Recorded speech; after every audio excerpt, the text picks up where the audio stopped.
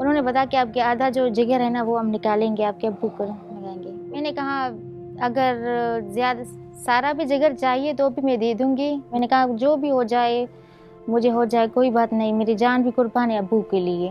मैंने बोला कि छोटी है, वो तो बड़े नहीं लगे, ये तो छोटी है 20 साल की, क्या होगा। तो मैं इसको देख रहा था, इसने बोला अबू हमें कुछ नहीं होगा, आप हौसला करें।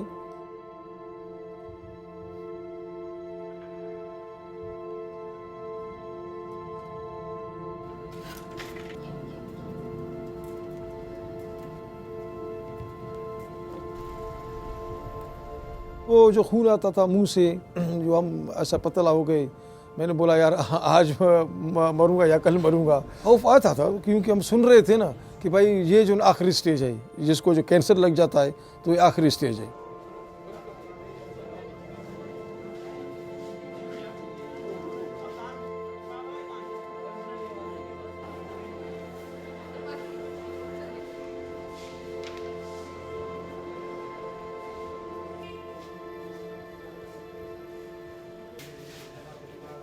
हॉस्पिटल में जो है ना मैं एडमिट कर दिया गया।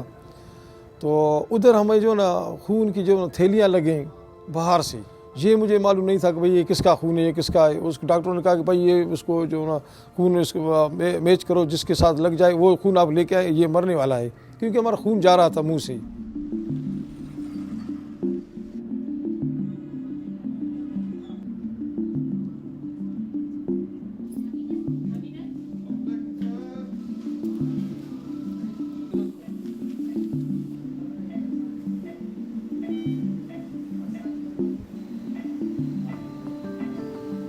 पहले 6 महीने हमने उसको HIV ट्रीट किया।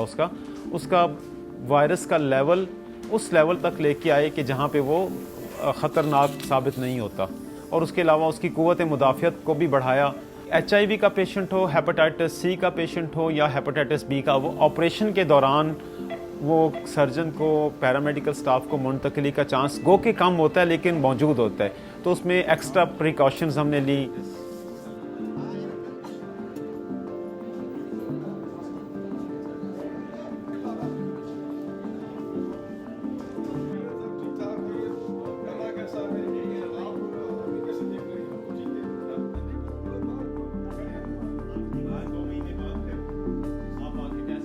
अल्लाह पाक के करम में हम पर उसने मुझे इस बात के लिए सिलेक्ट किया कि ये अपने अब्बू की जान बचा सकती है। हम हद से ज़्यादा परेशान होते क्योंकि हमारी जो है ना सारा हमारी अम्मी अब्बू है, इनके अलावा और हमारी कोई भी नहीं है।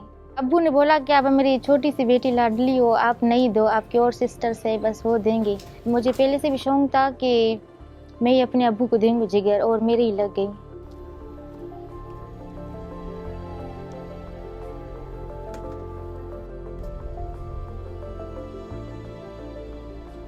ज़िंदगी हुस्न ही दे दिया ना सर, उसकी वजह से मैं ऐसे था ना। पहले हम ऐसे आए थे डॉक्टर के पास व्हील चेयर के साथ, अभी इंशाल्लाह माशाल्लाह हम भागते दौड़ते हैं, काम करते हैं, अपना घर जाते हैं, शहर जाते हैं,